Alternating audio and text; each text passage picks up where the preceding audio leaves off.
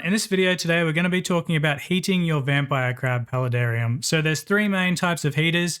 There's aquatic heaters, heat mats, and heat lamps. Generally I avoid the heat lamps and heat lights entirely. They're just more tricky to work with and they're prone to overheating the tank and drying a lot of the moss and stuff out. So we'll just put those aside and we'll stick to the two easy ones that work for everyone all the time. So the first, cheapest and most common method is to use an aquatic heater.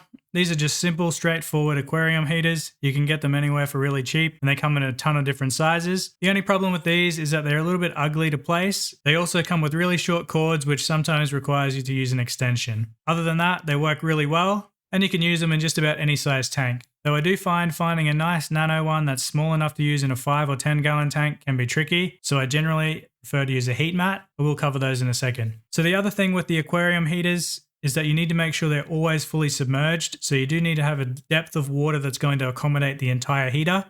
And you also need to make sure that you turn it off when you're doing a water change. If you don't turn it off before you do a water change, the heater will be exposed and the element will heat up continually and then it will start to boil the water if you're not paying attention. Or if you add new cold water to the tank and the water temperature change is quite drastic, the heater will explode. I've had this happen in the past, just not paying attention, and the actual whole heater exploded in the tank, which I had to spend ages taking the glass out from. So that's something to be really aware of, but it's also avoidable if you're paying attention. Once you have your aquatic heater in your tank, just set it to about 25 degrees or 77 degrees Fahrenheit. That's pretty much the optimal temperature to use for vampire crabs. It'll go up and down a little bit within this range, but if you set your heater to those ranges, it will work really well. If you're using a full underlayer substrate system where the water will flow through the clay balls under the tank, this is enough to heat your entire tank without requiring a heat mat. Everything will evenly heat across the substrate, the soil will heat up, and the temperature will flow throughout the tank. Unless, of course, you have a massive tank and you're not using an underlayer style tank. If you're not using an understyle tank, you might need to use an aquatic heater and a heat mat. But that'll depend a little bit on the configuration of your tank, and you'll need to experiment with that on your own accord.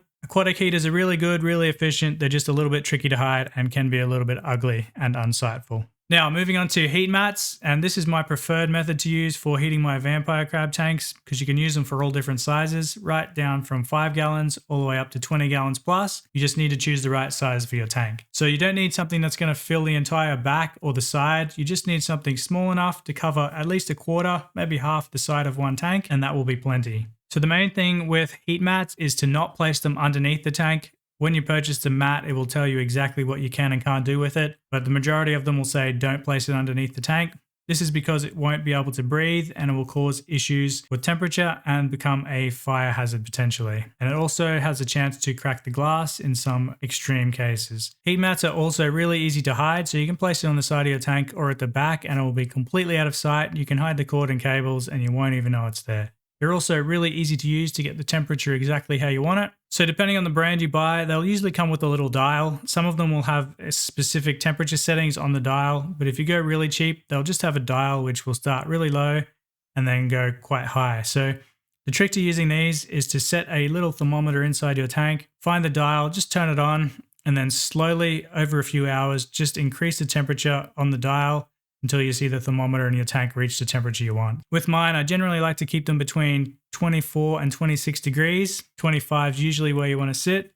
However, there are a few things that sort of fluctuate with this. The main thing when you're using a heat mat or a heater in general is to try and get your tank to be stable. So during the day when your light's on, you probably don't need to use the heat mat unless you live somewhere really cold. This is because the light will also be putting heat into the tank, especially if you have a full covered lid, say out of glass or plastic, and this can raise the temperature as well. Not all heat mats are going to have a thermostat, so they won't necessarily cut out when they reach temperature. So if you're going to be running a light that will heat your tank a little bit, you can just have the heat mat to run on a timer when the light's off. This is generally what I do and it works really well. I just leave about a gap of an hour between the two, so the heat mat will come on an hour after the light finishes and the other way around. This seems to work really well. The other thing you can do, if you have two tanks side by side, you can place a heat mat between them. So you can use one heat mat to heat two tanks. I do this in my current setup. I just leave a 1 centimeter gap or about ½ inch gap between the two tanks and then slide the heat mat between them. This gives enough space for the heat mat to still make contact, warm the glass and warm both tanks, but it also has enough room to breathe and won't crack the glass or be a fire hazard. That's really all there is to heat mats and aquatic heaters. The biggest thing I can suggest with either option is to experiment, because experimenting is going to give you the best results. Just following what the heat mat says or what the heater says for the temperature status